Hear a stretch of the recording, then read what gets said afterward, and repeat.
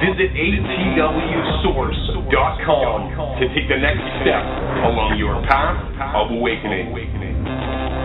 You're listening to Awakening Truth, worldwide radio, and its network of radio shows, presented by the teachers of Awakening Truth Worldwide, where spirituality, truth, and consciousness collide.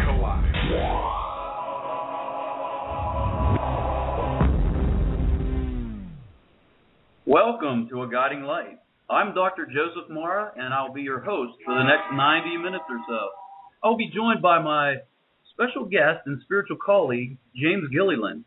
James is the owner of the East Eddy Ranch in Trout Lake, Washington. He is also the host of the radio show Contact Has Begun.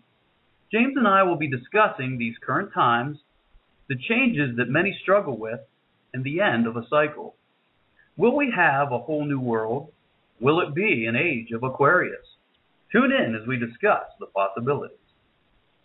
James Gilliland, welcome to A Guiding Light. Oh, thanks for having me on the show. So, James, how about maybe starting off with telling those listeners who may not know you who you are and how you got to where you are today? Oh, boy, that's I don't like talking about myself, but, at the conferences I wear the name badge that says nobody on it. And, basically, I had some crazy experiences as a kid, had a near-death experience at 5 years old, had a being, which I later found out to be Mary, appeared to me and healed me. It actually got me through a crisis. I had bronchial pneumonia and was about ready to check out. But even the doctors said, I would probably be checking out in the next couple of days. They said they didn't think I was going to make it. But just having paranormal experiences, seeing UFOs ever since I was a kid. And then I dropped it and went into the mainstream and got involved in commercial real estate and college and all the other things and trying to make my mark in the world. And then I had another near-death experience of drowning at the age of 25, where I went through the tunnel of light and ended up in the plane of bliss and met some pretty awesome God beings on that side of the fence. So that's pretty much it in a nutshell. After that experience, ever since the age of 25, I studied with lamas and yogis and master teachers around the world, took almost every process-oriented therapy you could think of, and have been investigating the paranormal and UFOs and higher consciousness and energy for the past, hate to date myself, but, well, just say the past 25, 30 years, about past 30 years or so. Right. And so with your years of experience and contact with like thousands of people, along with the multidimensional and star beings, you kind of have your fingers on the pulse of humanity, so to speak. So at this particular time, like right here, right now, what are you picking up with the Earth and humanity? Well, it's kind of interesting because most of my contacts are ultra-dimensional, and some of the beings, are fifth-dimensional beings. They have their own ships. They have extremely advanced civilizations from which they come. And a lot of them are coming from the sixth and seventh. I mean, some of the beings don't even have physical bodies. They have magnetized light bodies. So it's quite a spectrum of beings to work with, but they seem to all agree that we are going through a quantum leap in consciousness and energy and evolution. There's certain events on the table. We are moving into an alignment with the galactic plane. We're moving into a super energized place in space. Some people call it the photon belt, but it's just a highly energized place in space. We're in the middle of that right now. The sun is just going ballistic, with its solar flares and coronal mass ejections. And when you add all this together, we are in times of intense change, and we have to learn to flow with this change and adapt to these changes. spiritually, mentally, emotionally, and physically. Right. I try not to give out dates because in the here and now, like we might predict something like say today, and then if you're on that particular timeline, they may come true or they may not because there's so many different variables that can change that particular prediction. But what I'd like to say today is there's two dates that are standing out in my mind right now, and I'm not going to give any specifics, but I just want people to look for them. And I think, and you can check me on this or Google it or whatever, but May 5th, I think that there's supposed to be like a supermoon.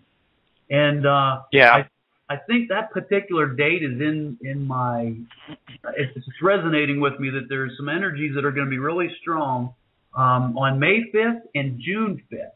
And I don't know if June 5th has something to do with a particular alignment that's going on. And it's just an intuitive thing. And the research that I've been doing, I'm not saying what's going to happen on those days. I just think that something is going to happen. It's going to be something pretty amazing. Yeah, definitely. They've been talking all along about May, this May coming up as to just watch it from May on out. And, I thought it was interesting in Seattle, the mayor of Seattle actually said that to put everybody on alert because they actually believe this May there's going to be some major just major marches and riots or whatever, people just fed up with the system, Occupy movements, things like that. They're saying that this May things are going to really kick up. So this is coming from officialdom that they're saying they're expecting a huge surge in May, and the energies are conducive to that, to major events. Now, I'm not an astrologist, but a lot of them are talking about these times and what's up for these times. And I know there's a major Venus transit, I guess, where there's a huge alignment. And in June, and every time that happens, we have major events. So, I've heard all the numbers from the astrologists and the alignments and everything else, but my left brain just doesn't work like it used to. I'm just mostly on full intuition mode.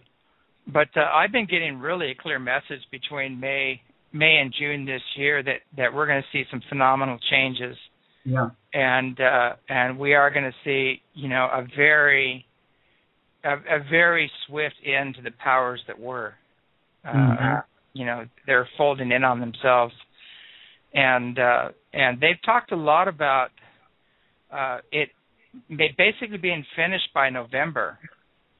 By November, they're talking about how universal law will be the law of the land, and these old programs are going to implode and fall in on themselves, and so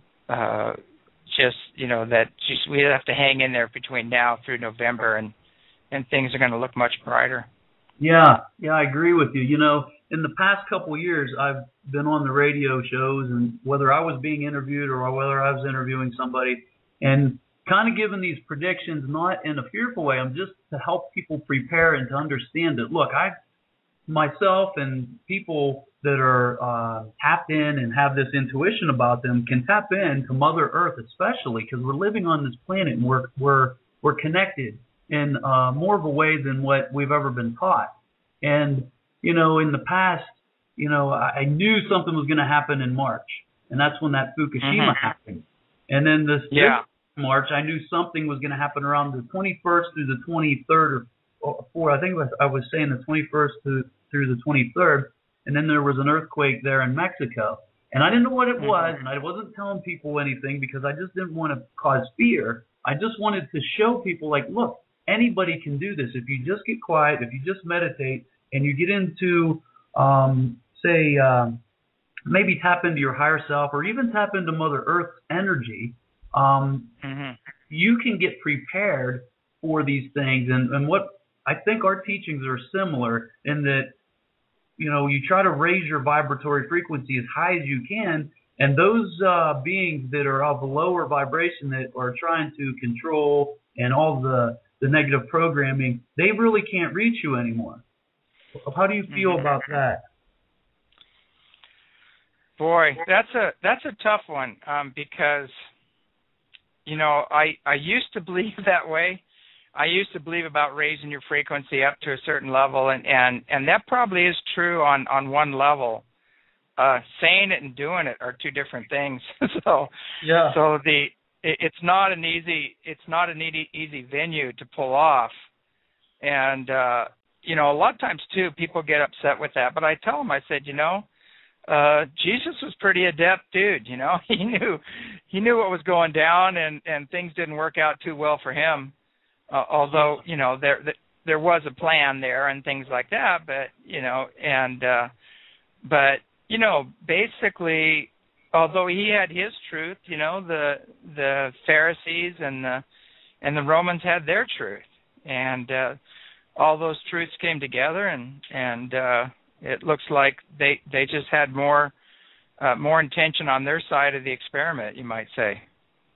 Yeah. This, I guess this goes back into what we were saying earlier about variables, and we don't know what each individual person has come here to do or what their particular contract or their plan is, and that's when we get into saying like we shouldn't judge one another because we each have our own mission or plan, but there are also some influences, outside influences that are there to maybe be there as opposition, and I think that what we view as the negative side, I think all of us have had or experienced or have been that particular bad guy at one time for that experience.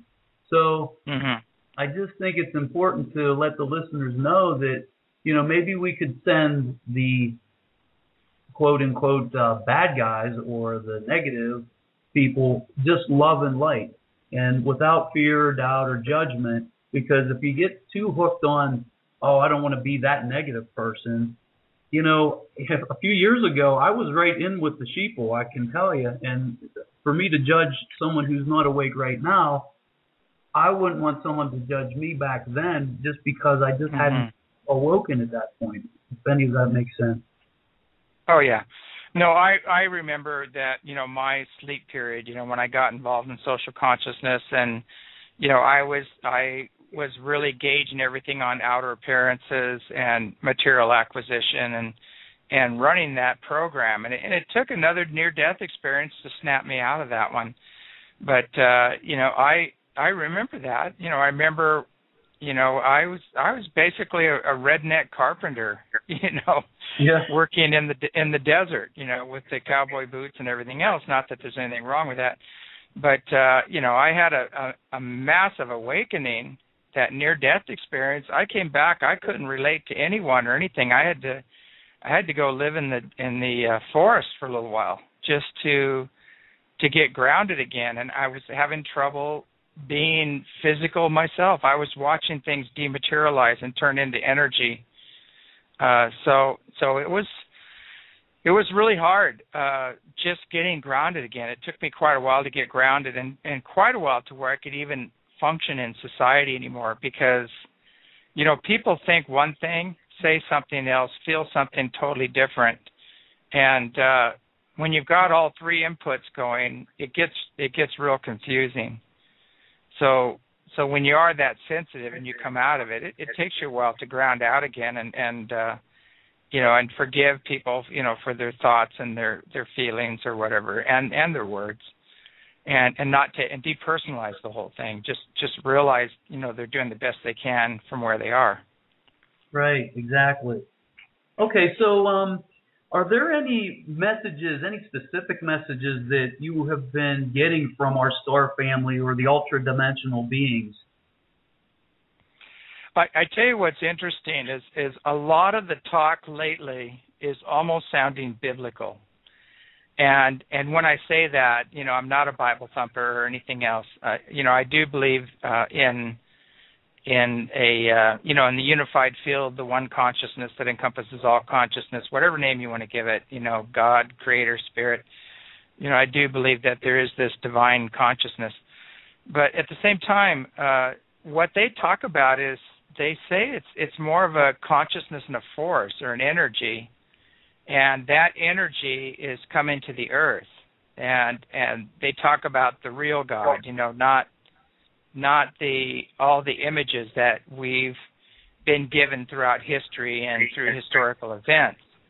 Because, a lot of people, I had an atheist come to me and said, I don't believe in God. And I said, well, which God do you not believe in? I said, you've got the Egyptian gods, the Greek gods, the Roman gods, I can go on and on, the Hindu gods, you've got the Jewish God, the Muslim God, I can just go on and with all the different gods. But, we have to go back to the source and just say, okay, who created them? If these people have a name, and an image, then who created them? And, you look at the gods in the Bible, supposedly, these guys ate, they took the fatted calf and the finest herbs and incenses and partook in all kinds of things. And so the most ancient ones, they talk about the sons and daughters of God descending and mating with the daughters of man. So, right. You get into the whole historical thing, and you have to kind of transcend all of that and get back to basics. But, what they're saying now is they talk about this frequency and this force, and they're moving into alignment, with this creative energy, whatever you want to call it. And things are going to move real fast because through sympathetic resonance, whenever a higher consciousness and energy or frequency comes into play, we are going to have to match it. We're going to have to rise up and match that frequency. Right. So basically, it's going to be quite a journey. It's going to be very challenging. Mm-hmm. The lower consciousness and energy or social consciousness is going to have to really let go of this total materialism and, looking for love and acceptance outside of themselves or through outer appearances and have to really go within right now and make their own personal connection with Creator or Spirit and listen to that connection and actually act on that information if we are going to get through these times. Yeah, can you speak a little bit about Mother Earth and what your feelings are towards her as a sentient being? And is she ascending right now? And if so, or are we also, since we're so connected to her, because we just talked about raising our vibratory frequency, and if she's receiving all these energies, then of course she's a bigger body than, of course, us human beings. And we're kind of like the little cells on the Earth, kind of like the cells in our human body. And if we, tap in with her, do you feel like it's helpful to do that and help us ascend and kind of help each other, like the humans help Mother Earth and vice versa? Mm-hmm. Oh, definitely it is a sentient being, and she is ascending. She's moving to the next level. And I always tell people, resistance is futile. If you're going to stay here, you better go with the program and go with the flow because, there's no stopping it. This movement is just so massive. It's so powerful. And there are people who are trying to stop it. I mean, there are, the powers that were. I mean, they're using everything imaginable between, HAARP. They're using chemtrails. They're using psychotronics. They're Gwyn towers, cell towers. They're doing everything, even the food. The fluoride in the water, the injections. They're getting the vaccines full of mercury. I can go on, aspartame. Everything that is being done right now is all a mass effort to dumb down the masses, and actually not just dumb down the masses, but cull the masses as well.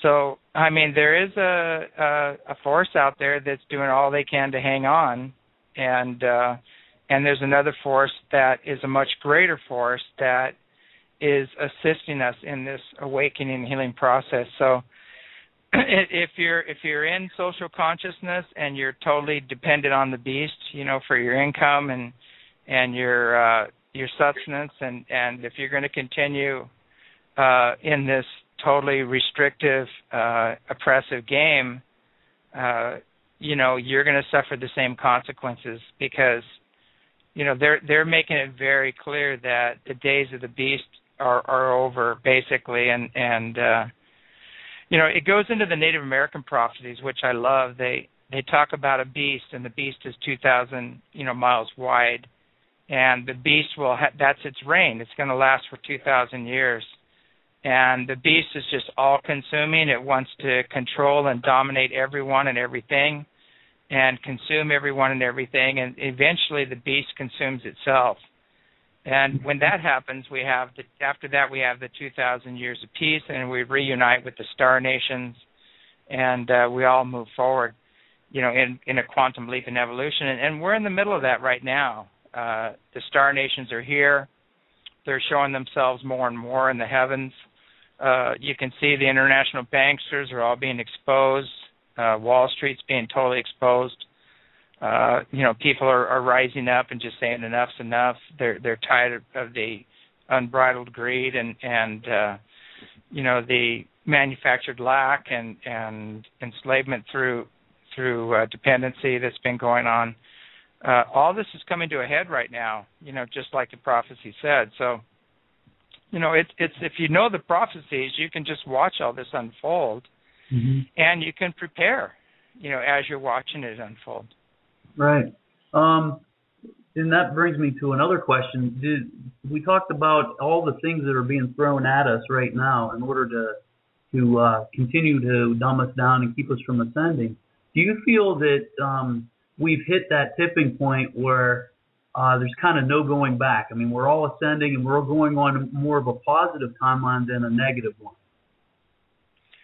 I do. I don't think we're out of the water yet.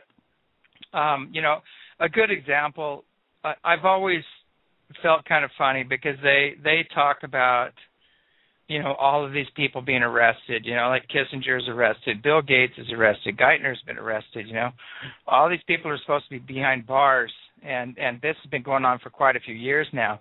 And then we see them at press conferences, a couple of days later, or, at benefits and something else, or giving some lecture at a university. And I just find it amazing that people would continue to put out these stories, but these guys are continuing walking around, and then they go, well, those are their clones. The original one's arrested. Well, the clone, if it is a clone, it's doing as much damage as the other one, So it's kind of a moot point, but eventually I do see that happening. I don't think it's happened yet. Eventually the people are going to rise up. I am a little concerned about giving people a false sense of security, right? Telling them that this is all done, it's all finished, they all did it for you. Because, you just have to look at the skies. We are just getting slammed with chemtrails right now. It's intense. Yeah. And, as long as you're still seeing chemtrails, and as long as you're still seeing people being vaccinated and sterilized through the vaccinations and all the autism, and as long as you see all these things going on, and the banksters still, living high on the hog. Although a lot of them are resigning, that's true because they see the writing on the wall. They know it's going to come down, and they're jumping ship, like rats fleeing. But I do believe all this is going to come to a head, and we are going to move forward in a different a better timeline, most of us. But, I also believe that some have chosen the downward spiral, and they have a lot of karma to deal with, and they're going to experience it. That's going to be accelerated as well. So the way I see it is that this energy, it doesn't judge. It's just an acceleration energy. It's going to accelerate karma. It's going to accelerate action-reaction. Things are going to start moving really fast. Time is collapsing. A lot more things are happening in the same span of time that used to. It's not like time is changing, but things are manifesting much faster. So it seems like time is changing. Mm-hmm. And so the people that are really doing good out there and trying to help humanity and the earth are that's going to come back to them, and the people that are really negative, that negativity is going to come back to them. So, and also too, a lot of the light workers right now are really being challenged to the max. We're here at the ranch, people think we're just up here meditating, all blissed out, and nothing's going on. But I mean, we have certain elements that would, like to basically see me in jail for just helping people. Right. And it's unbelievable. We've got people who deem themselves to be very spiritual and awake and teach classes, flipping out and extorting and suing, and it's just crazy. Right. I just saw, I don't want to mention names, but I just saw the other day, there's a guy suing a friend of mine, a woman I know, and huge lawsuit, and all she did was extend herself out and give people, a place. Just as we do, we've given people rooms here and fed them and gave them full utilities and access to everything here, and then they turn around and turn on you, and think they have a right to, which is amazing. I've never seen such a sense of entitlement, right. and people getting so far away from reality, that they're so caught up in their victim program or their demands or their self-righteousness or sense of entitlement that they can't even, there's no gratitude there whatsoever. They can't even see what they're doing. They have no idea. So I'm just seeing that the energy is really amplifying all of that. It's amplifying the darkness within people, but it's also amplifying the light within people. And some people are externalizing it and trying to run around hacking heads off and attacking everybody else and focusing all their energy on external things. And some people are internalizing it and healing it and taking responsibility for, their choices and their actions and taking that quantum leap. So I really think it's all about taking full responsibility, for what's happening in one's life. Get off the victim, savior, persecutor triangle that's spinning, that endless Ferris wheel or what do you call those things? I'm trying to think of the name. You jump on them. Merry-go-rounds. There you go. Yeah. Get off that merry-go-round, and stop jumping in, to all these messes, basically. So, it's very tricky because, you have to respond. You have to deal with certain things. But when somebody's just totally gone off the deep end and trying to pull you into their drama, right? Sometimes you have to just say, you know what, I'm not going there. Have a nice day. And they will do everything they can to pull you into it and blame and project and demonize, But, basically you just have to set some boundaries now and just say, I'm not going there. Mm-hmm. Yeah, and we were talking about variables earlier. And one of the variables that I noticed when I was at the ranch, it was such a high vibratory frequency there because your backdrop basically is Mount Adams. And, there were so many things that I experienced personally there, and everybody that was there experienced.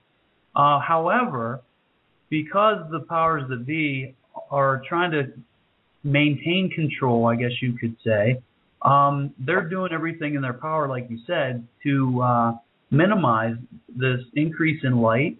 And maybe you could talk about some of the things we talked about, the chemtrails and that, but isn't there, aren't they like kind of sending frequency waves in a negative way towards your ranch? I know that, and I don't know if it was a satellite thing. Was there a professor that came there that actually measured? If you want to talk about that a little bit. Yeah, David Farnsworth, his grandfather or great-grandfather, I'm not sure, but he was Philo T. Farnsworth that actually created the television set. And, he's a genius. And he came here and he set up a sense of an array of antennas, like triangulating antennas, along with all this incredible equipment, and oscilloscopes and everything else. And he showed me what was going on. And he said, okay, here's what's going on. You've got all the agencies broadcasting, the alphabet agencies. he said all of their bands are broadcasting right now in your little town, which is out in the middle of nowhere. And he said that makes no sense whatsoever. And he said, and you've got some energy coming from a hilltop that's being directed in on a certain bandwidth. He said that's pretty negative. It's a negative energy. And then so we got some binoculars and we were looking at the direction it was coming from. And what was amazing is that there was a van up there with a big dish on it. Wow. Yeah. And so we go, God, check it out. I go up on the hill there. There's a van with a dish on it. And it was pretty far away. It's a little ways away. And it looks like some kind of microwave system or whatever. And, people were getting kind of nauseated and feeling funky here and what's going on. And so we were talking about we should go up there and just check these guys out and see what the heck they're doing, And the other guy goes, well, I've got these licenses. I can bust them for illegal broadcasting and things like that. So right after we said that, we were watching them. The van just backs up and takes off. So obviously they were listening. They were listening to what we're doing. And there was no reason. There is nothing up there on that hill. There is not a pole. There's no telephone poles. There's no microwave towers. There is nothing up on that hill. I mean, it's out in the boondocks, out in the middle of nowhere. There's no reason for them being there. And then he said we're being hit by a satellite, and that's very well documented, the satellite technologies. There's doctors and people have written books about it and investigated, FBI people, ex-FBI. But, they can really play with you with the satellites that they have. They can, if you want to research that. So he said there's some incoming energy from a satellite. They're coming straight down on us. And we've also had black helicopters flying around here on a regular basis and emitting some funky light underneath them. I don't know what it was. But and some have pie-pan type apparatuses underneath them with all kinds of array of equipment on them. And it's on a turn. It can turn and move in all these different directions. And they're retrofitted Blackhawks. We've seen those, and we have a lot of those on film as well. And what's funny is we've actually watched some of these helicopters chasing the UFOs, and they'll go after it, and the UFO will just appear behind it, and it'll make a big long turn and try to come back, and it pops behind it again, and just jumps all around. So it's kind of funny watching that. Mm-hmm. Yeah, when I was there, we saw that, and we saw either F-14s or F-15s. They were some type of a black jet with no markings on them, and they were flying in formation over top. And by the time we got the cameras out to film, they kind of made a circle, but they were out wider or further away. But initially, they were right over top of your ranch when we were sitting there watching them. Yeah.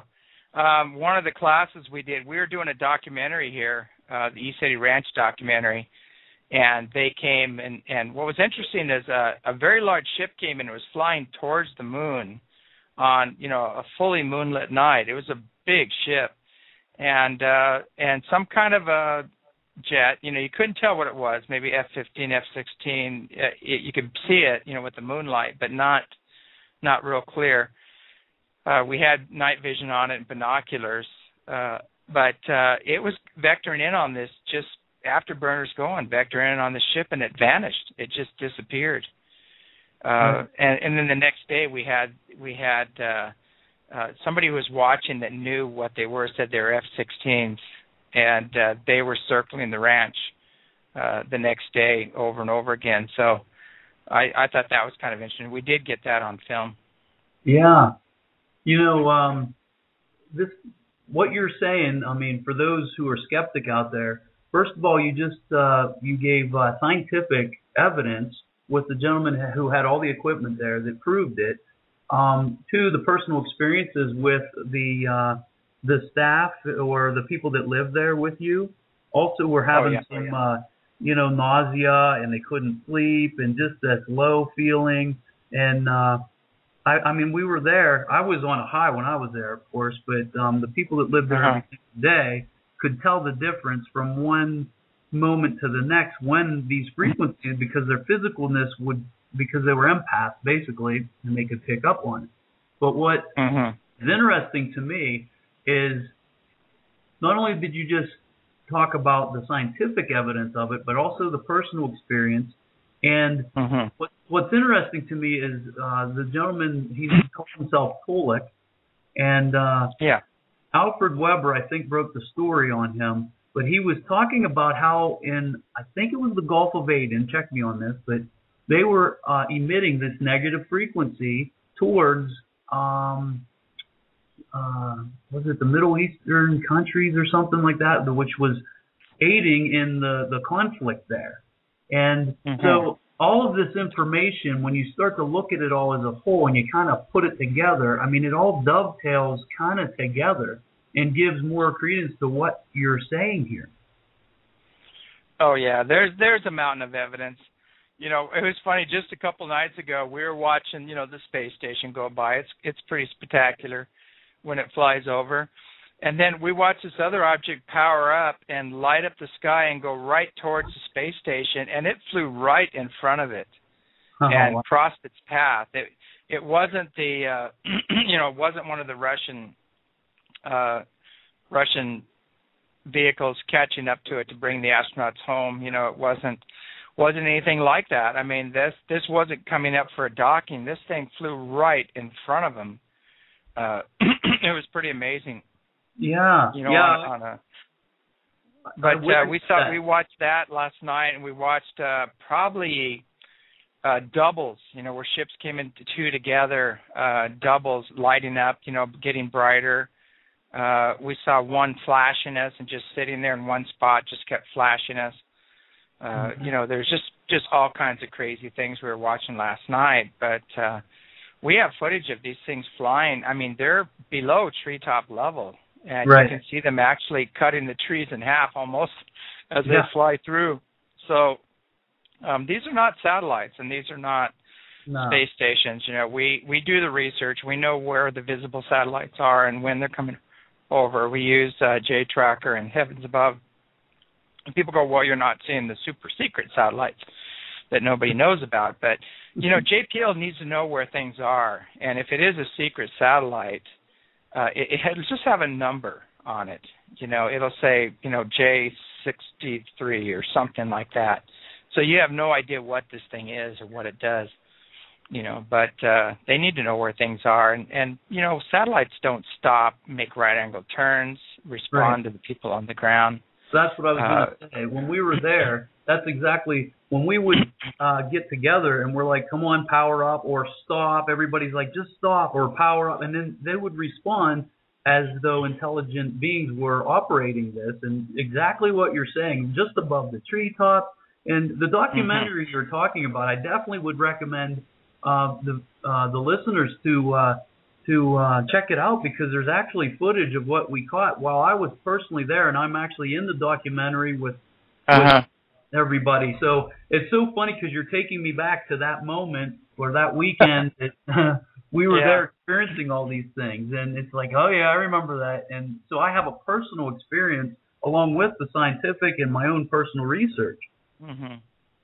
Well, you know, that it is so important, because I think it's hilarious. Everybody goes, when's contact going to happen? Well, it's been going on here for 25 years, and with me my whole life. But we've had thousands of witnesses up here, you know, triple PhD Boeing engineers, Lockheed engineers that have filmed the ships, you know, intention experiments with the ships flying, you know, right over the conference building.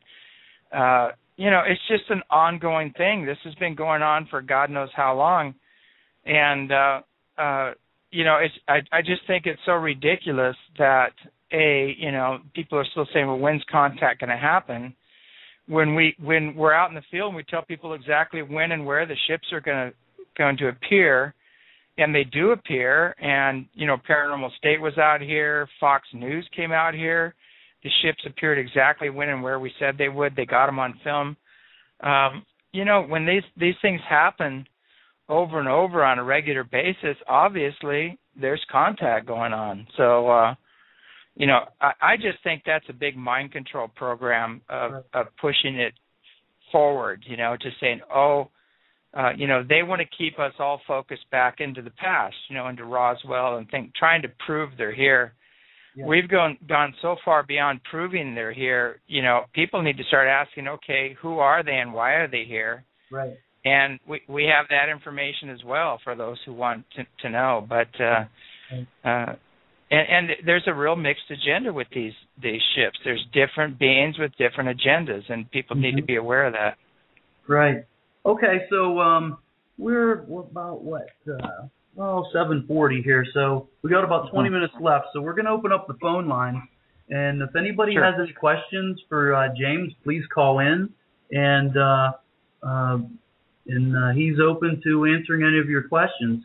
But in the meantime, I wanted to ask you, James, have you noticed people waking up more and more than ever before, like say 20 years ago compared to today? What would you say about that? Oh, definitely. I would, you know, the Occupy movement is part of it. You know, to me that, you know, the movie Thrive, I was in the movie Thrive, just a kind of a cameo appearance. I did two days of interview with them, which they have. I wish they would put it up on the site. But, you know, with these things like the movie Thrive and some of the other things going on right now, I know Max Egan's got some great stuff out there at Crow House. You know, he's putting out some good videos. Oh, God, what's that guy?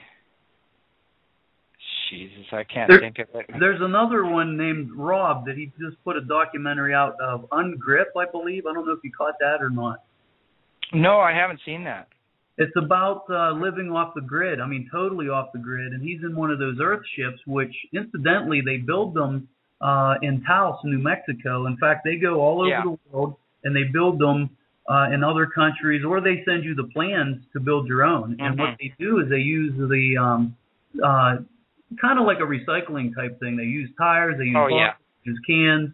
So I'm sure you're aware of those things. But the whole documentary is basically how do you become your own sovereign person with your own land and things like that. But you have to be knowledgeable. I mean, you can get yourself into trouble by challenging those who have been, say, so to speak, and they don't want to listen to you anyway. And you know, everybody's doing their job, and if they're not educated in the law specifically, I would just caution people not to just jump in until they know exactly what they're doing. And you know, not saying you can't do it. Almost doesn't. Yeah, it almost doesn't matter anymore, because what's funny here in dealing with these people, the county and things like that, we're totally within all of their rules and regulations. Yeah. But they change them. They keep changing the rules and regulations, and they keep coming after you, and they just don't stop. And it's amazing, and it's escalated to the point where, you know, these guys would like to throw me in jail for having these small little buildings on the property, which they said we didn't even have to permit. And they even agreed we didn't have to permit them, and they're still coming after me. Even after they agreed, we have it all on record that they agreed that these things do not require permit. And they're under a certain size regulation, and you know, but they're writing tickets and trying to force me to pay these tickets. And we've gone like 3 rounds with them over these tickets, and now it's escalated to the point of where just it's gone into pure insanity. I mean, there's no rhyme or reason other than harassment and somebody else, you know, pushing the buttons. But it's very sad what has happened with our legal system, with everything. It's gotten to a point where you know, justice just went out the door, as well as all of our inalienable rights.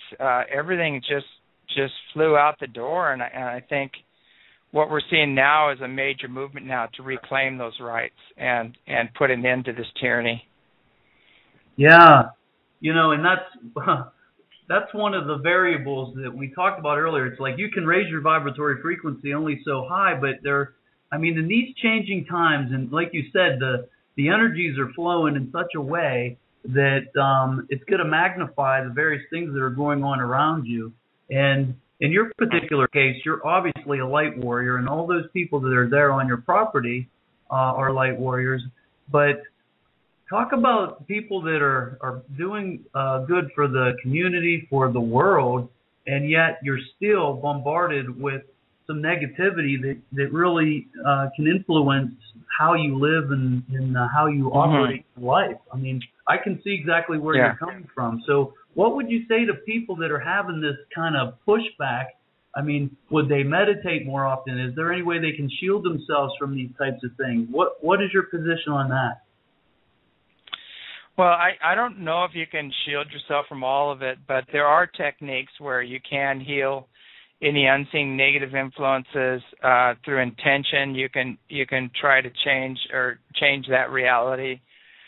You can work with your higher aspects of yourself to alter, the outcome. There's a lot of things. We have all that information on the side in the books, Reunion with Source and Becoming Gods. But ultimately, one master teacher told me, I told him, I said, I just want to focus on love and joy and bliss and assist people in the awakening healing process. That's my focus, period. And he goes, great. He said, but that may not be their truth. And so there are people that are threatened by that. And there are people that they have a different truth, and they're threatened by empowering people and waking people up and things like that. They don't want that. So we have to realize that. So it's kind of a dance. I just see there's this dance going on, and it's this push-pull dance, but the energy behind the evolutionary process and the awakening healing is just so massive that those are resisting it are going to have some real hard lessons coming around, around the pike for them. Yeah, I totally agree. And the way the energies are working, and as we already talked about, not to give out predictions of doom and gloom or anything, just for preparedness, that come May, I really think I just have this.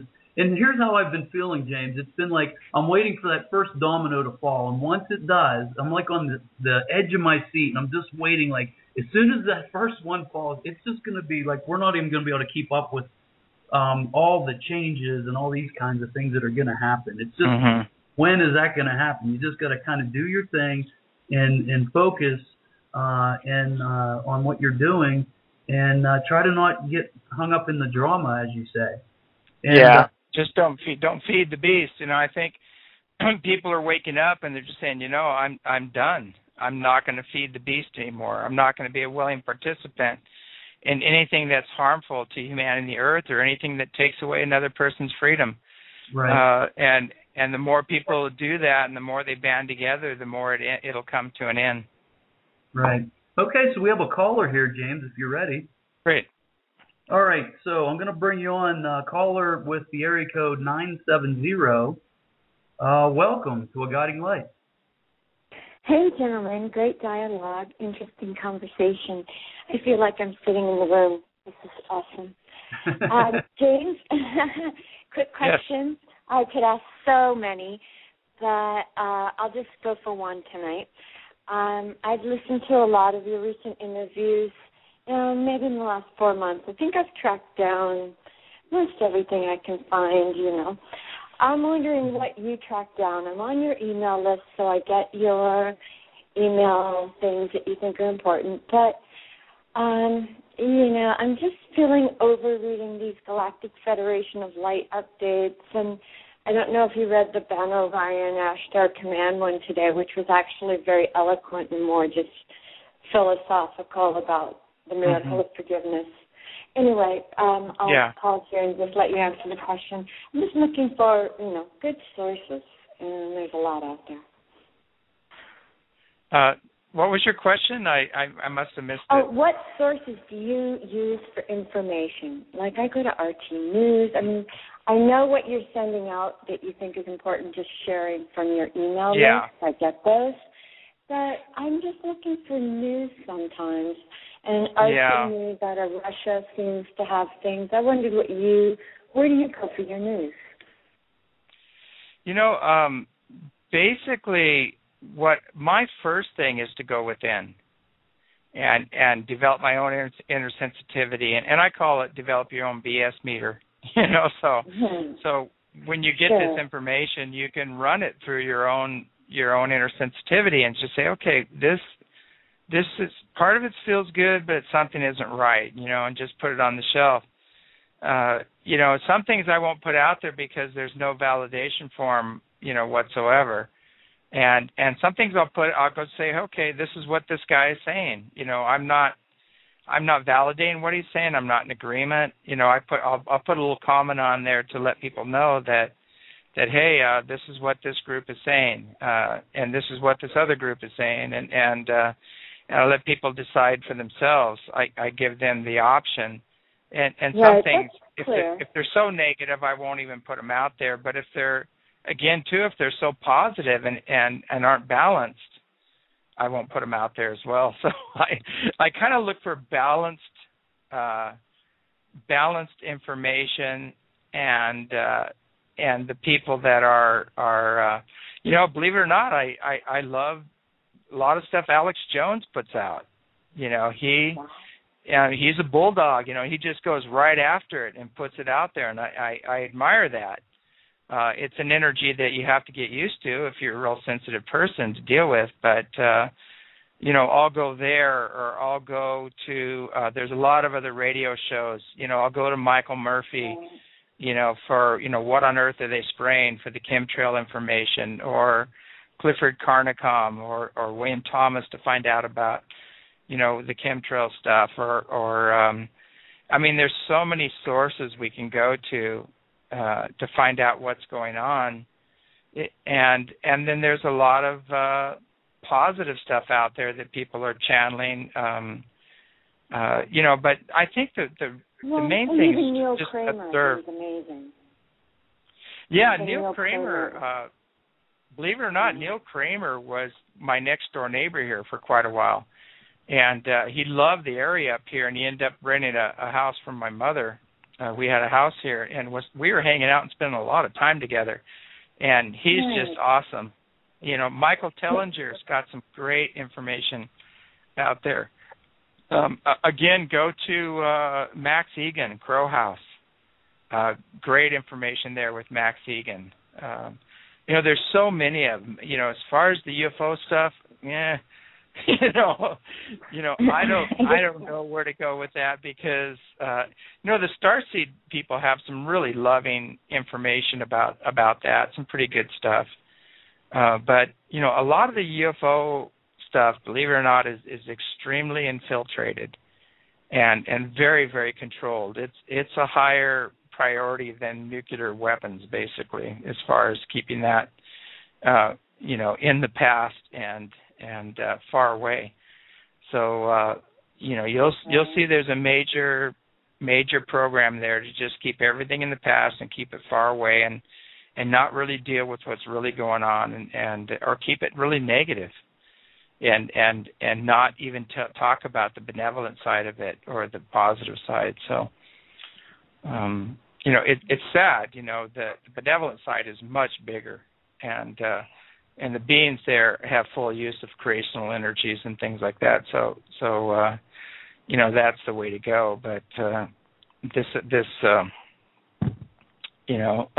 I'd just be really careful, especially everybody's saying they're all here to create human pilaf out of us, and they're going to invade us and take over the planet and all, those programs, the fake alien invasion thing they're trying to pull off. I'd just be very wary of all of that.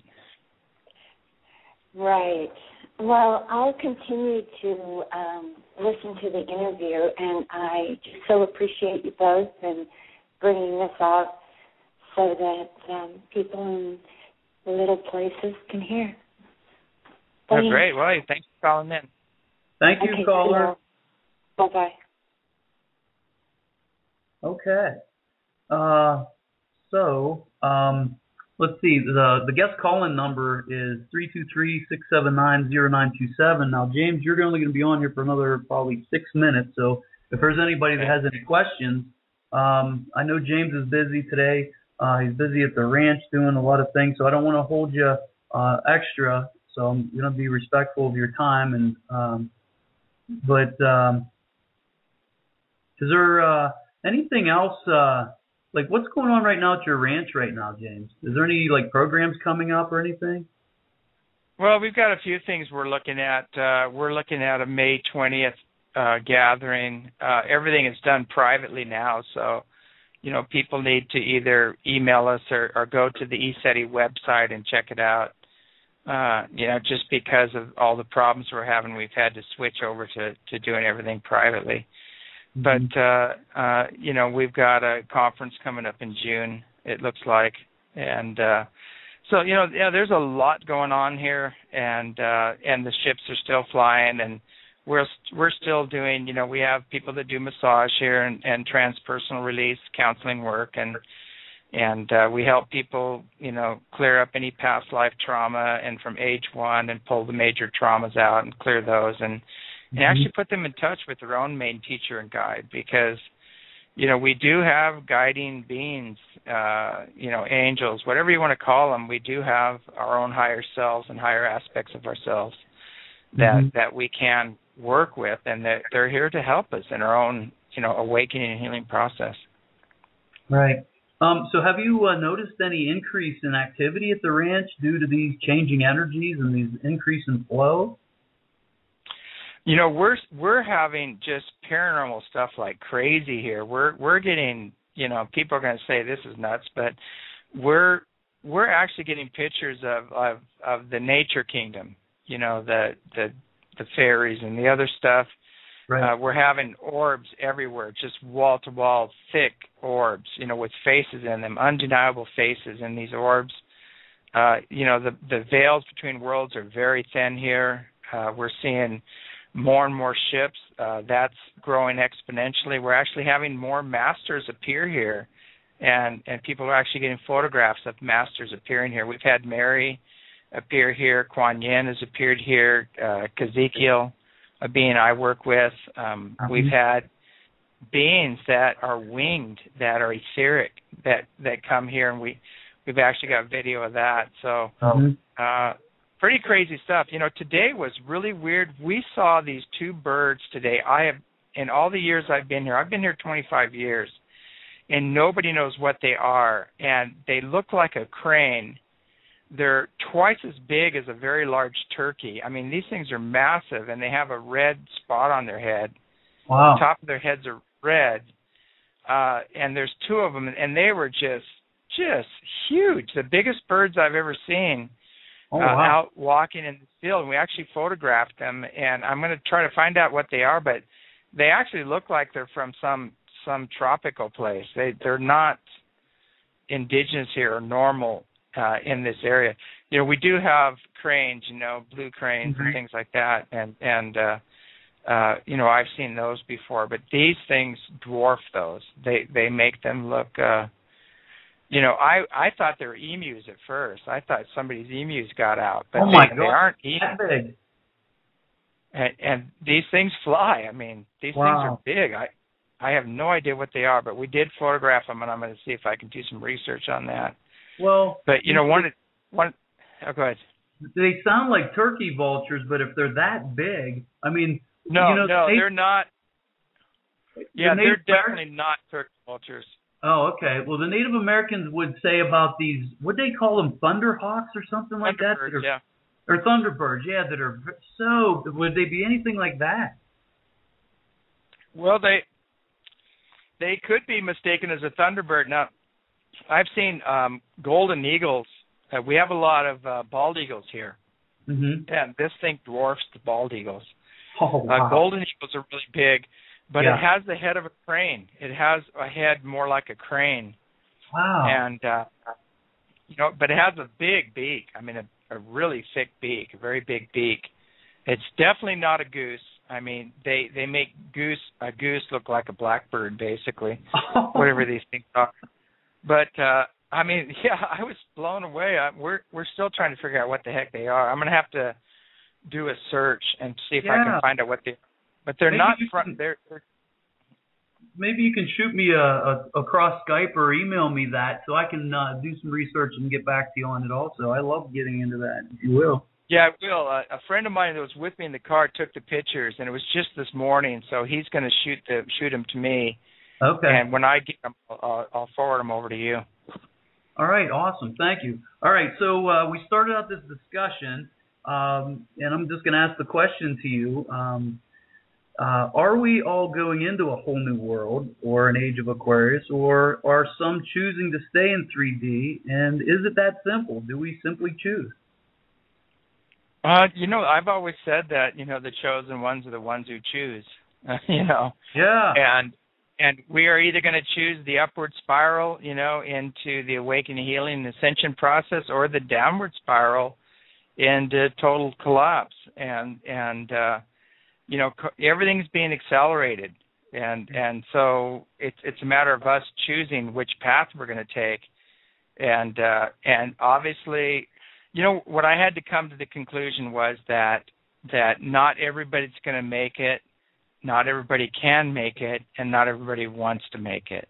Right. And you can't instill want into another person. And all you can do is be an inspiration and be an example. Right. But, right now it's all about individual responsibility and the choices that we're making and the reactions to those actions. Well put. And a lot of this has to do with free will, because you can't impose your free will on somebody else because you're at a different state of awareness. Exactly. I've watched people that are carrying some real dark energy that have taken the downward spiral, and wherever they go, people are just like yelling at them, and they're having really bad experiences, and they don't know why, and it's all because of a choice they've made and energies they've aligned themselves with, and behavioral patterns they've chosen not to deal with or look at. And so it's with those people, I guess they're just going to have to gain the wisdom through experience, and they're going to have some real hard experiences around the corner because that's the way they've set it up. Okay. Well, I want to thank you for being on the show, James. Hey, well, anytime. Let me know, and I'll come back on.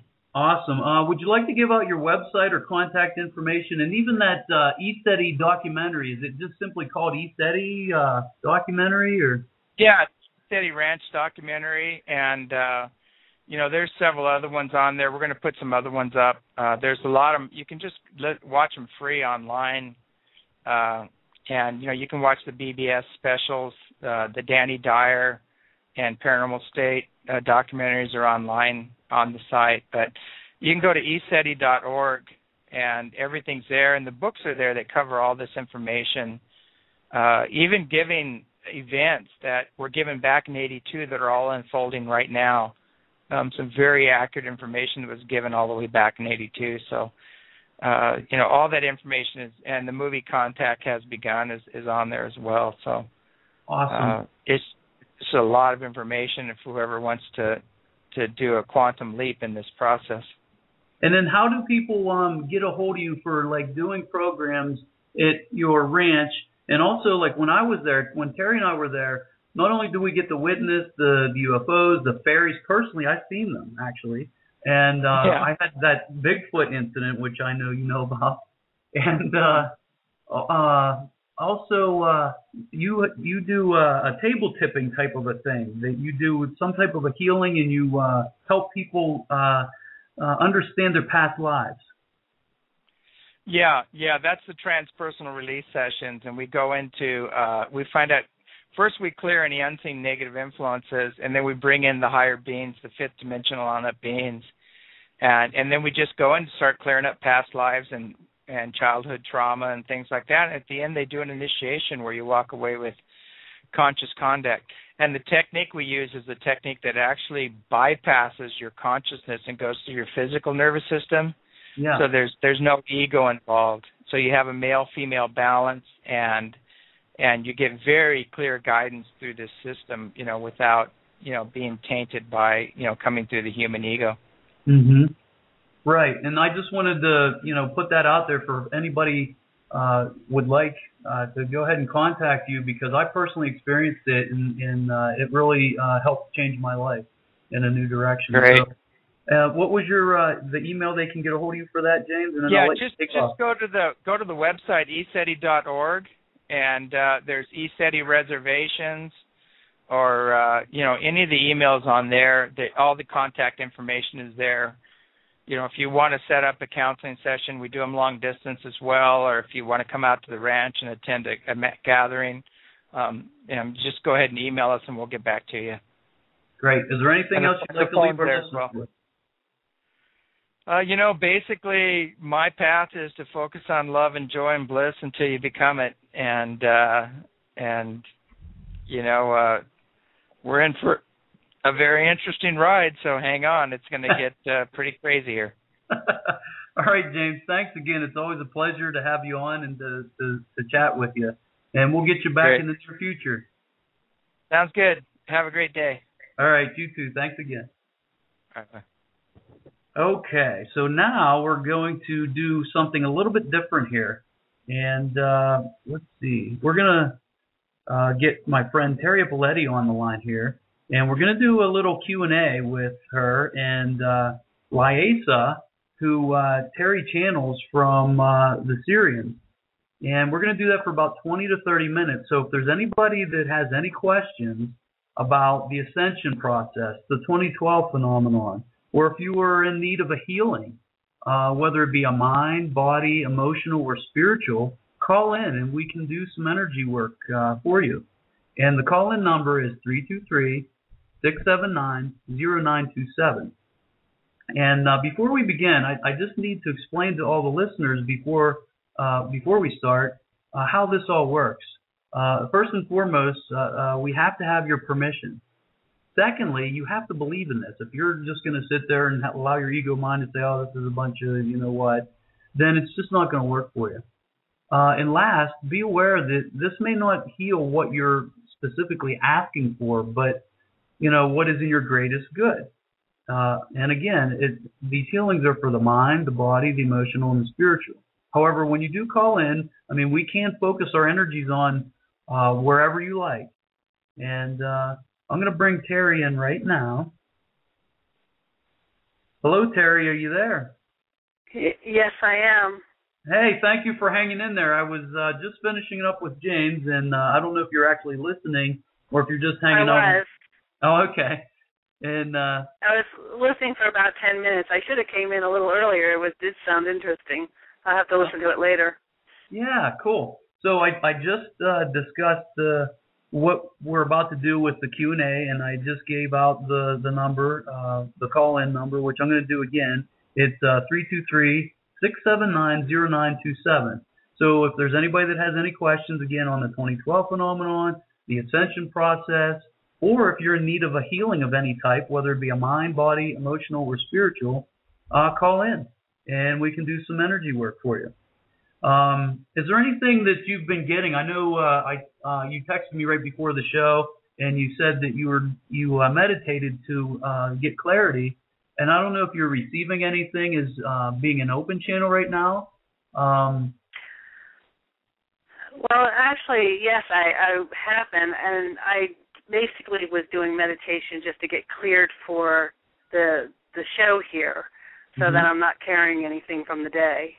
Right. And to bring, to ask Liassa to come to my consciousness when needed.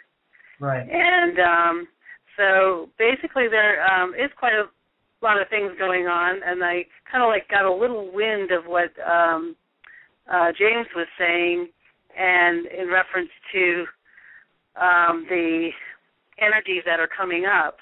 And I think a lot of us that are sensitive are feeling that energy. It's almost like time is what I have been noticing, even in my daily life. I'm noticing that time is skipping. If that makes any sense. It's like we could say that it's kind of like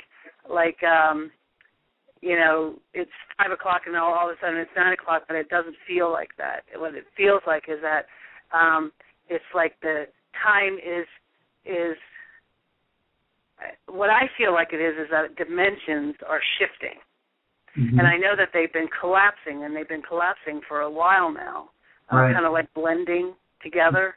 And so I think there is an energy that has changed that a lot of people are probably becoming aware of now.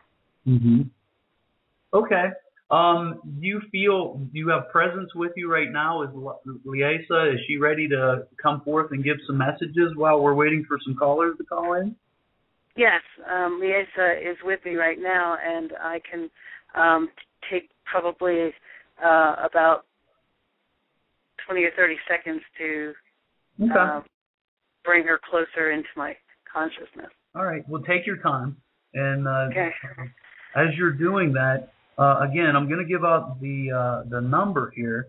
And for the guest call-in number, it's 323-679-0927. If you have any questions for these current times that we're in, if there's any confusion, if you need some clarity, and if there's any type of a healing that you would like to participate in, I can do a guided meditation, or Liassa can answer questions that you have, or we can direct energy to you in any place, in any space. And one thing I'd like to mention is, of course, if you're driving a motorized vehicle and we do a guided meditation, of course, it's not wise to be totally tuned into this. And I just wanted to put that out there as a disclaimer, which, of course, is common sense, but you never know. You could be driving down the road and be tuning in, and all of a sudden not realize, you're actually going within. And at that moment, you probably shouldn't be. So with that, I'm going to see if Terry and Liassa is ready to give some messages here.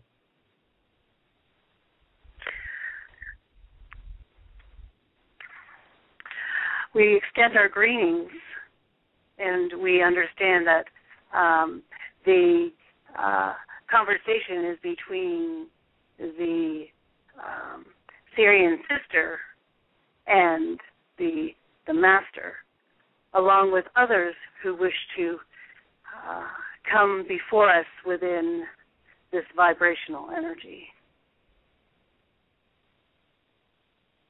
That's correct. Welcome. Welcome as well. There is a great vibration of simplicity that is reaching many of those who are feeling the sense of moving forward in a faster stream of energy. It is a matter of being in that third dimensional human form that it feels different, as though there is a change and a transition occurring, and this transition is occurring as the whole universal energy is shifting as well into this speeding of energy.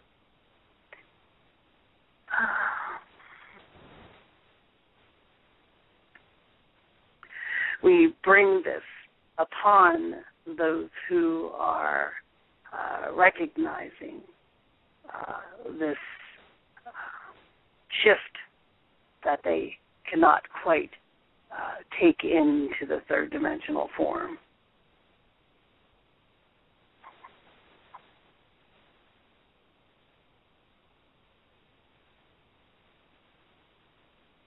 At any time, the Master can create a question for us to begin to help those who are your listeners.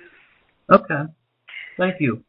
Before I do, the call-in number again is 323-679-0927. If you have any questions, please call in.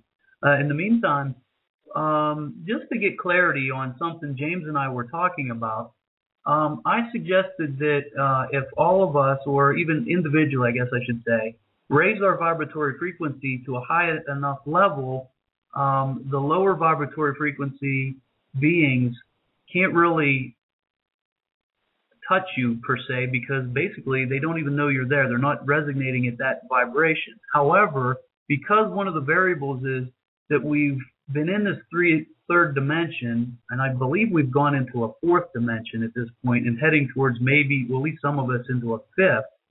I mean, these are all variables here, and again, it has to be individualized. But is there a way, or maybe you could give us clarity between the conversation between James and I?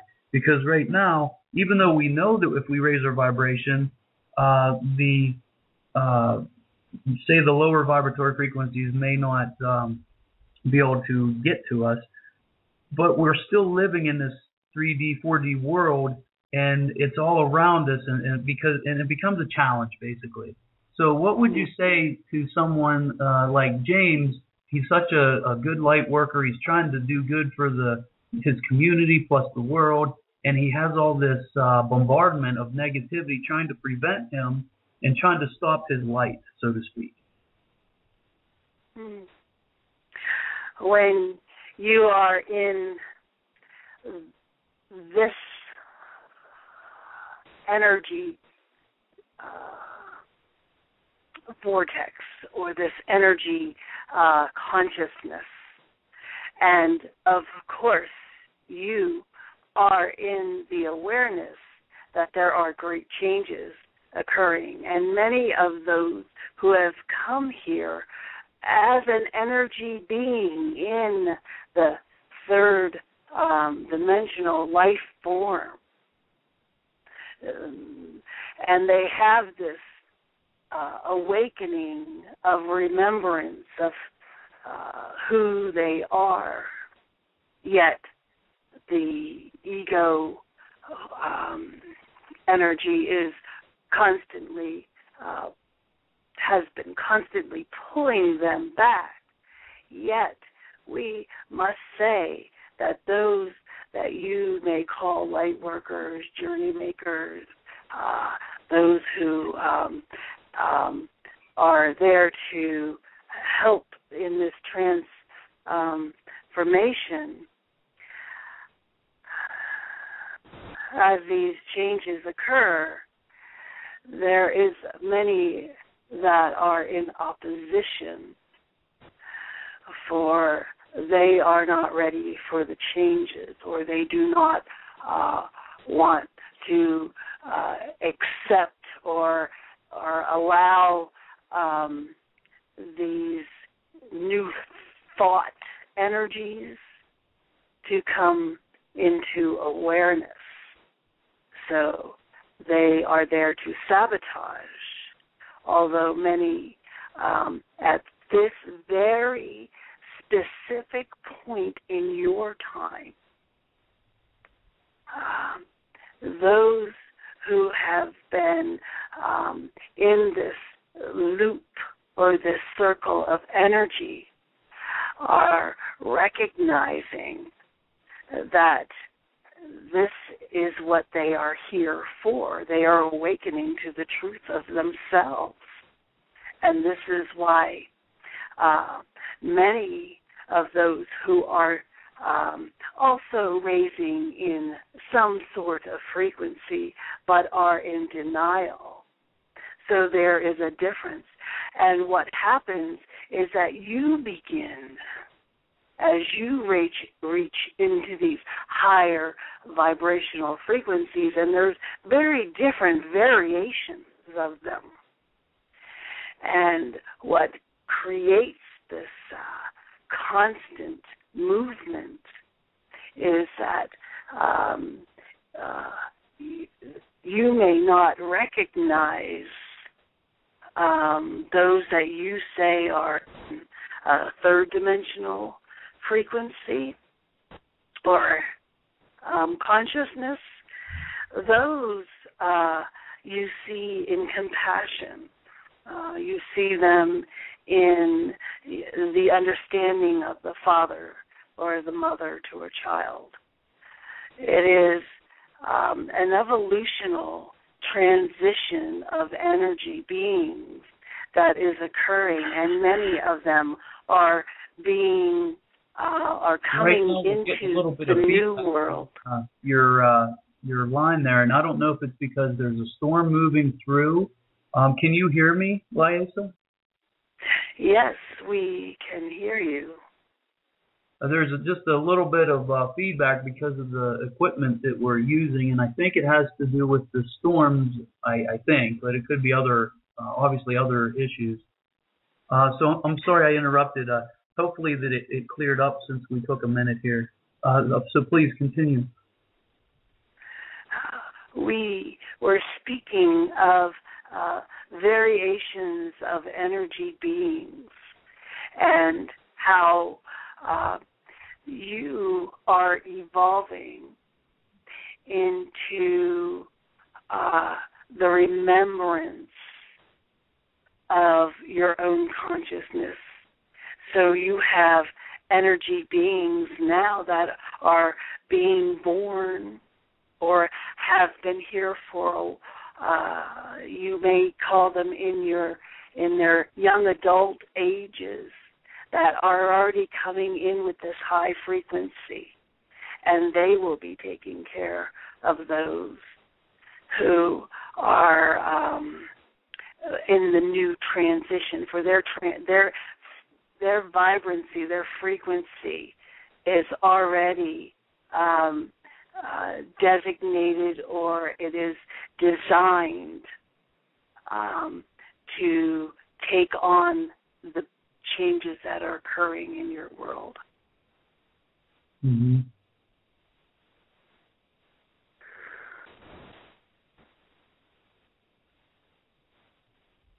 This is the answer. Right. So right now, I know that the listeners are probably questioning where do they get advice? I know one of the other callers with the area code 970 called in and had a question of where do we find valid information, and does this have to do with each individual person and where their truth lies? I mean, in my perspective, I think that maybe each person would be guided to what rings true to them, but it doesn't ring true to everybody simply because of where their consciousness is at, if that makes sense. Well, only those who are listening will hear. It is, you ask and you shall receive. It is a consciousness of that you call in this life form the law of attraction. Mm-hmm. So if this person who has called you and asked this question, and they are looking to seek answers, all they need to do is go within their own consciousness, for they can tap into the universal language that will come back to them and create the answers that they are looking for. It is, we are all a form of energy. Right.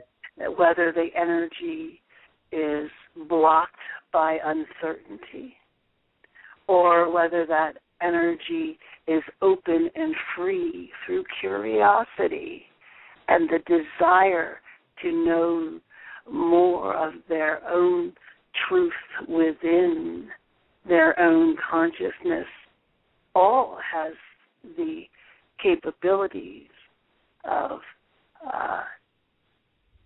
tapping into the higher energies that help them to understand themselves and their own personal growth as they are reaching their own truth. Mm-hmm. Thank you. Again, the call-in number is 323-679-0927. If you have any questions for Terry or Liassa, please call in. While we're waiting for callers, a question that I posed to James was how he felt about Mother Earth and how, I guess the way I could put it would be a question to you in this manner.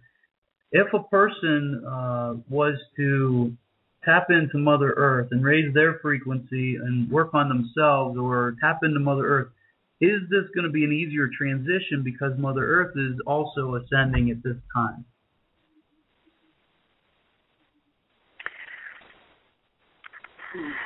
rather than doing it themselves? Is there a benefit to being in connection with Mother Earth as she ascends?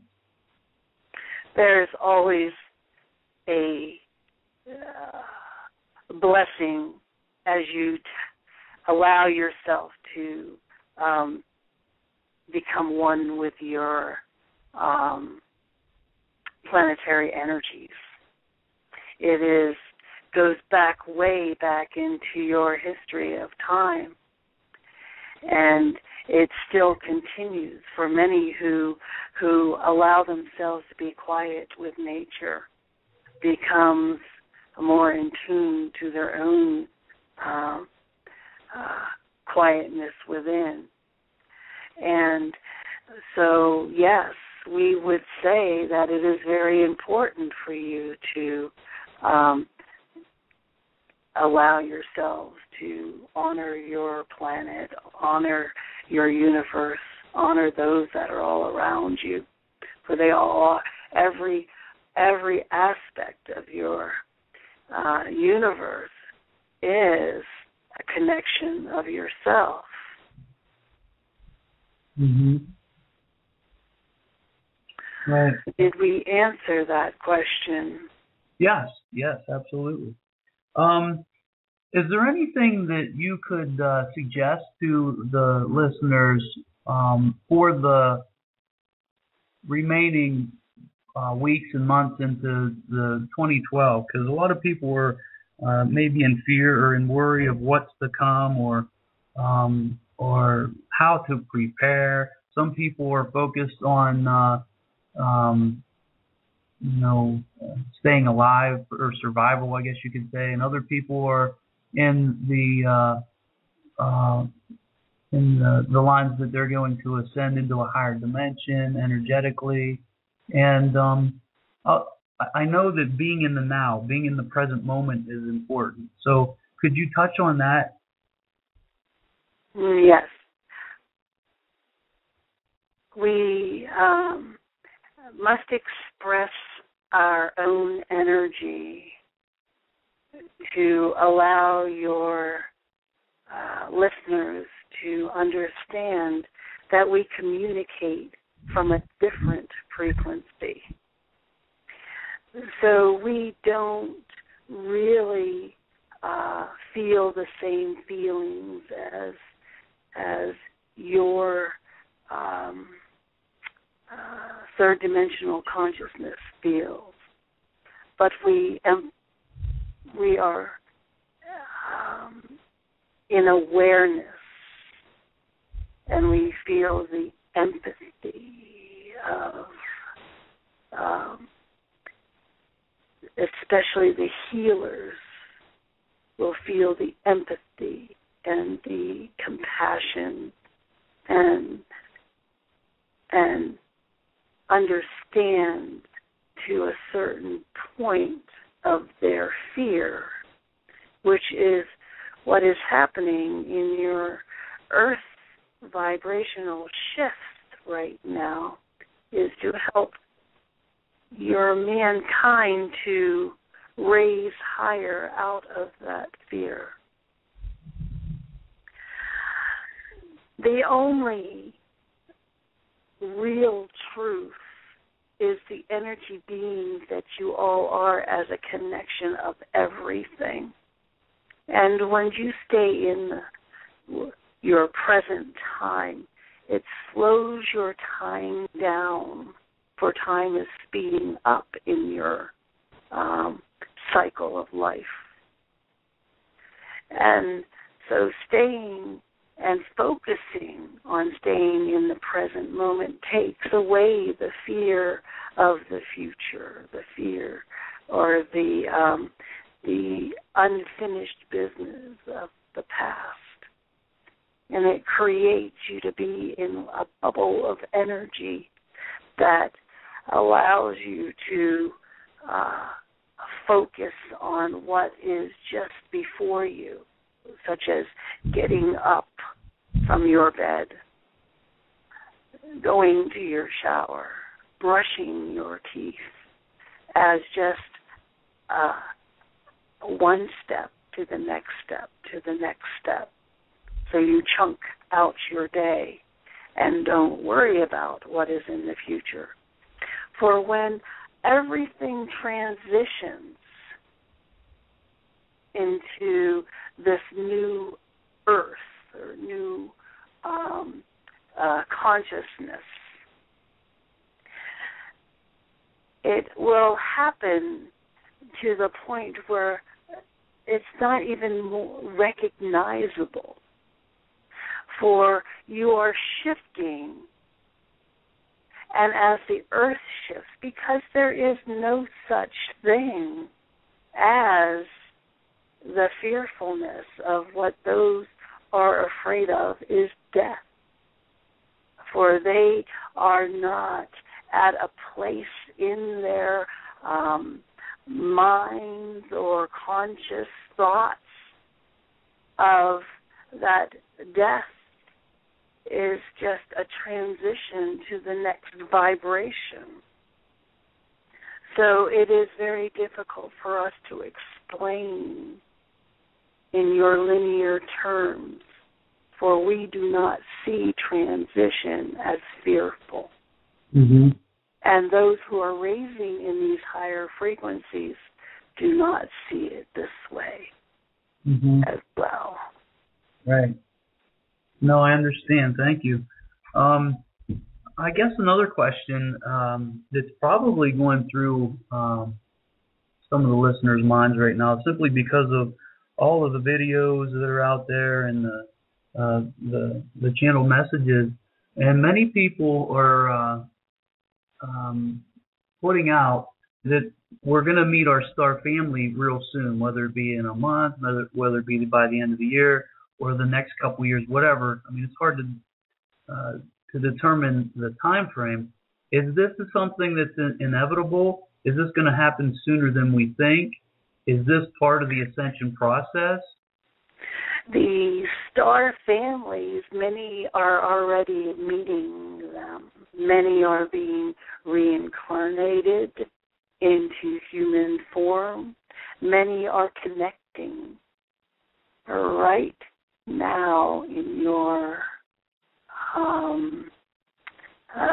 spiral. This is the spiral, that energy part of the vortex, that where many are meeting up with many of their star families, and it will become more significant as your time passes. And some may not quite recognize that, but you recognize it by the feeling of knowing. It is the knowing. And it is a feeling of family that is not linear. And it is as though you are able to communicate with one another without the voice, but more through the mind's eye, or the knowing, or the feeling, for that vibration is reaching out very far to where you are already being connected to your star family. Right. So, just for clarity, some of us have come here and incarnated into what is perceived as a physical human body, but yet come from a higher dimension or from a different star planet or place or space, whether it be Syrians or Arcturians. And so in some sense, we, even though we're in physical form as a human being, are the ones we've been waiting for to connect with, but we just don't know it. Is that accurate? And okay, so in another sense, though, is there going to be, and I'm sure there's a reality of this, but will there be people that are in human form meeting their star family, like a physicalness? And this is where the confusion lies. Are there going to be individuals that actually see a mothership and then actually a physical being from Arcturia or Sirius come down and meet them? Or is this not so much physical, but a knowing and a telepathic and an energetic? Or only both? Only those who could reach that vibratory frequency can do that. And that is the meeting with the star people, the Arcturians or the Syrians. And there are already those who have reached that vibratory frequency, who has met with many of the star people. Mm-hmm. And I guess it would be important also to state something in the effect of the dimensions and the higher dimensions. At least the way I kind of organize it in my brain is that when you're at a higher vibratory frequency, a lot of times it goes with dimensions, and above, like, say, fifth dimension and up, some of the vibratory beings that are in these very high dimensions, like we were talking about earlier, we can't see them, they can't see us because they're at a different phase or frequency. But if we could work our way up and they can work their way down to meet halfway, is that a possibility? It is a possibility, although that is not what is happening. Mm-hmm. What is happening is that the consciousness, there is a shift in universal consciousness, that you are remembering yourselves as the species that you are. For if you open your eyes and take the veil away, you will realize that you are an energy species. Some have come here as masters. Some have come here as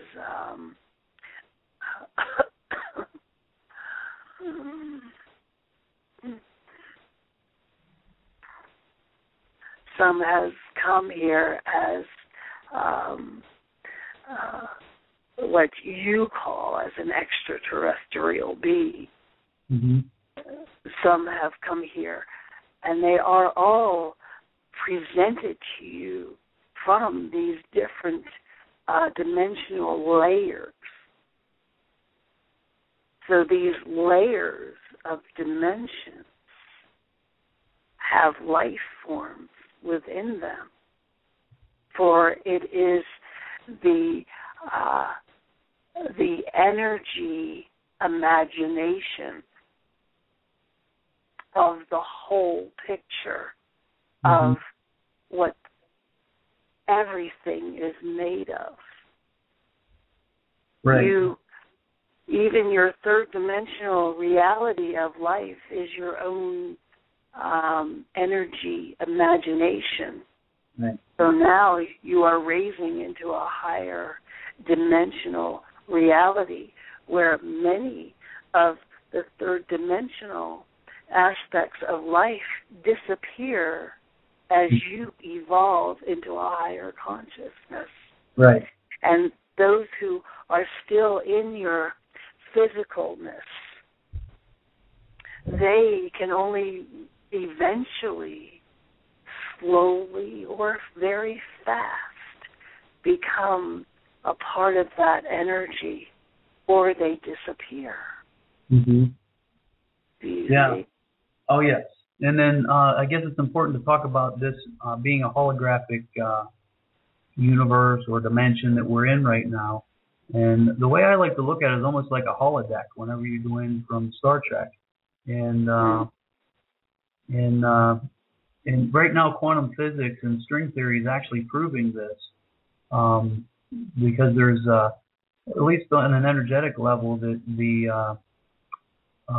basically there's a template that is superimposed from a higher dimension down here that we all have kind of blinders or the veil that we all talk about before us, and therefore we can play the game, so to speak, without knowing who we are as a higher being of love and light in order to do what we wanted to do here.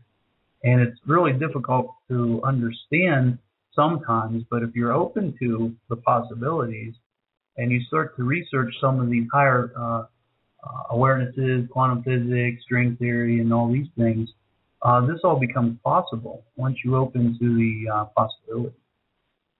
This is what your humanity is leading into as a higher frequency. For humanity has become very mundane. It is repetitious. It is repeating itself. Right. And so now it is understanding itself at a higher frequency. Many of us, life forms, have gone through the same. Mm-hmm. And this is why we are here, is to help you to transition into these consciousness. And for those who are having a hard time, they, just for the curiosity of it, they will grow into it. Mm-hmm. You will see it in your new generations. Right. For those who fear, they it'll come to a splitting point, this energy that you speak of. Mm-hmm. And those who fear can fear more, or they can raise in their frequency and fear less. Right. And when there is no more room for fearfulness, it disappears. Right. And those who are already allowing themselves to ask those questions, what if, or how come, or what is happening, and those who are listening a little bit more outside, they are beginning as well to see the collapsing, the blending, the shifting of the dimension.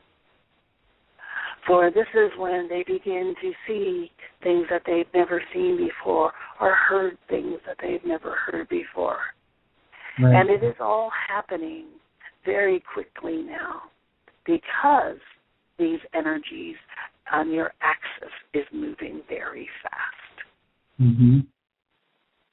Yeah, I would like to give the listeners an analogy that I like to use, because you mentioned those who don't raise in a vibratory frequency, like as say an individual's raising their vibration, and those who are around them don't raise to that vibration, they simply fall away or disappear. And it's difficult to believe in that, but the analogy I can give is whenever I was a child, and many of us on the planet believed in Santa Claus up until a certain point, and whether it was 6 years old, 8, 10, 12, once we found out that it wasn't real, we no longer believe anymore, and you can't go back to believing in something that you know does not exist.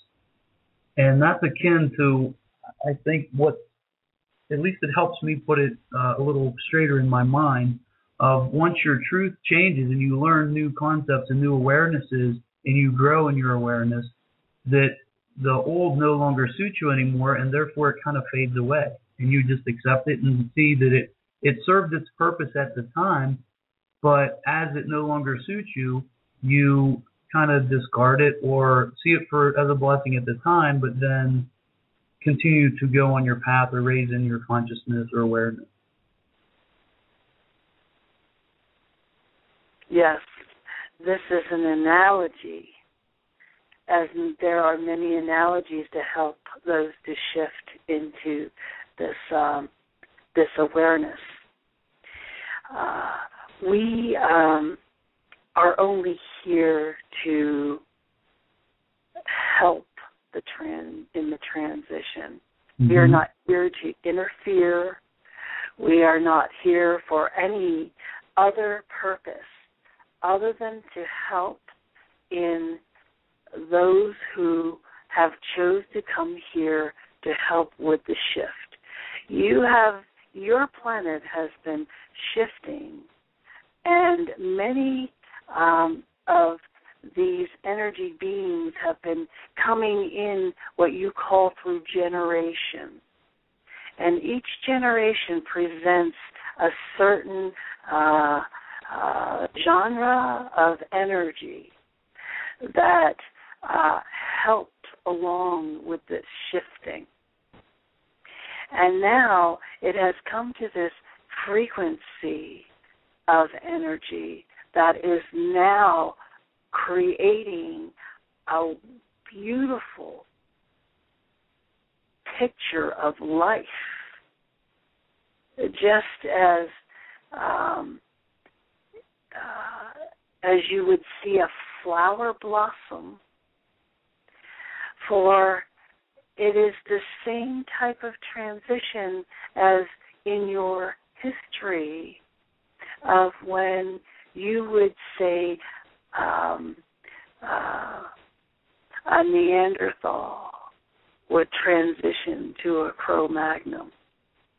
If you looked at it scientifically, you would see that the brain's capacity is taking in more than it did 100 of your years. Mm-hmm. Which creates the illusion of what other beings that are witnessing and helping you transition to have gone through. For we do not need to speak in order to communicate. Right. So you are evolving into these new creations of mankind. And once this shift is completed, your time will reset, and it will be a different time set. Mm-hmm. And is it important for people to raise in their vibratory frequency between now and the end of the year?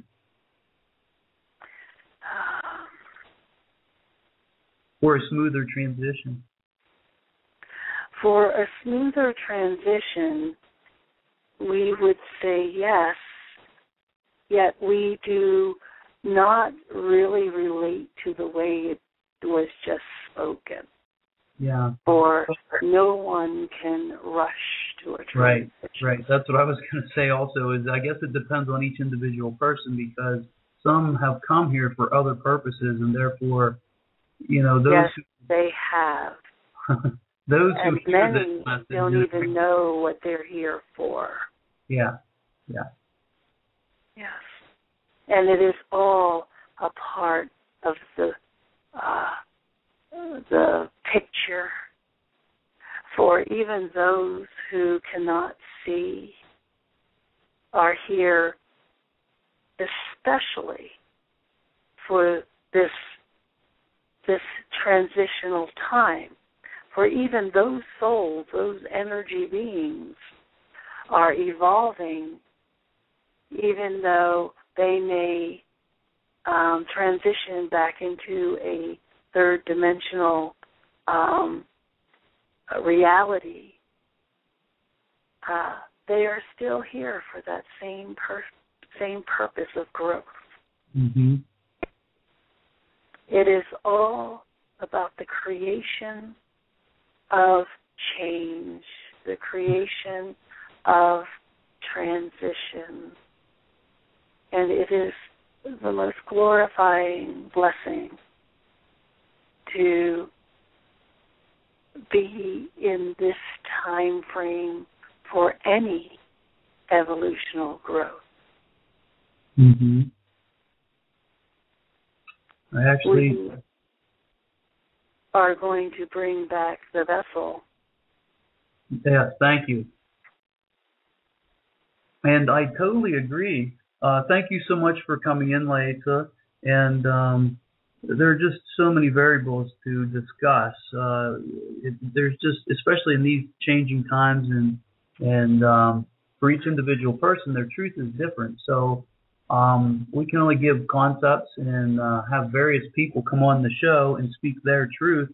And to whoever that rings to, use your own discernment, because some of the things you may not have come here for, and it won't ring true to you, and other people it may. So, again, don't listen to me wholeheartedly and believe everything I say or anybody else that's out there. So if you're having trouble finding an individual or a place to go for more information to feed the ego mind, just what brings joy in your heart and rings true to your heart.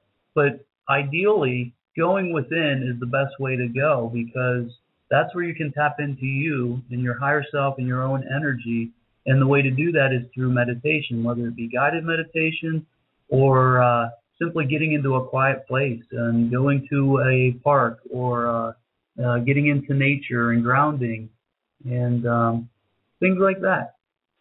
So, Terry, are you back? Yeah, I am. And how do you feel? I feel high. I always feel high after a session like that. There's high energy. It's always good. Yeah. So we have a couple minutes left here. Okay. I know that you're tapped in, and now you're at a higher vibratory frequency. And because now you're in physical form, now you can kind of translate or transmute the energies that were coming through to you. Is there anything that you would like to leave the listeners with before we sign off? Usually when I'm open channeling, I usually know what's going on, but I kind of like fell into a little deeper there, so I'm not sure what we were talking about. Okay. But otherwise, for myself, okay, go ahead. Yeah, go ahead. Okay, for myself, I would tell the listeners that this is an awesome time that we're going through. Usually the people that are listening or people that are asking questions or coming to us to want to be able to understand what is happening around them, it is a blessing what's happening to the world right now and what's around us. People are growing, people are coming in and they're seeing changes. Children are being born that are extraordinary. There's going to be so many transitional things that are happening in the new dimensions that are being created right now. And all we can do is really, the best thing is live in your heart and just see everything as a new breath of fresh air. That's how I would see it. Wonderful. Can you give out your website or contact information for people that either need transpersonal hypnotherapy or the energy healing, whether it be local or from a distance, and card readings? And also, you're going to be in New Mexico coming up in May for some type of I don't want to say conference, but workshop, I guess. Yes, actually I am. My website, which I'm still working in, but it's getting there, is www.healinghealthalliance.com, and you can also go into my blog spot that has a lot of information too for the last few years, which is www.holistichealthalliance.blogspot.com. And right now on the 19th of May, I'm going to be doing a 2-hour program on energy healing, otherwise known as intuitive healing. And I'm going to be doing that in Clayton, New Mexico. And I'm very excited. And I'm going to be there for about 3 or 4 days, and I'm going to be doing readings and healings at the same time. So I'll be doing that. And if you have any questions, just contact me through my email. You can find that on my website. Okay, great. Thank you for coming on. I have about 30 seconds, actually about 5 minutes and 30 seconds, and Blog Talk's going to chime in here and tell me I have 5 minutes left. So if I get interrupted, I just figured I would, let everybody know. But again, thank you for coming on. It's always a pleasure. Oh, I always love being on your shows, Joe. But thank you for inviting me. Well, sure. And again, in the future, like when you have time to come on, I'll try to promote it so that the last maybe half hour to an hour you can come on. And yeah. And I can always call, just give you a heads up when I know that I'm free on that Sunday, and we'll just go from there. Yeah, the guest call-in number for the next time is 323-679-0927. So if there's any listeners out there that develop any questions or any problems that they want to discuss, the next time Terry and Liassa is on, jot them down, and we'll let you know when she's coming on next. And awesome. Okay, next week, Sunday, May 6th, Michael Tellinger and I will be discussing what many are experiencing right now, which is that of overwhelming feeling of change in the air. Will this change come soon? Who is on the front lines of this change? And is there any evidence that real people are working for this change? Tune in as we discuss the possibilities. Until next time, I'm Dr. Marra, signing off.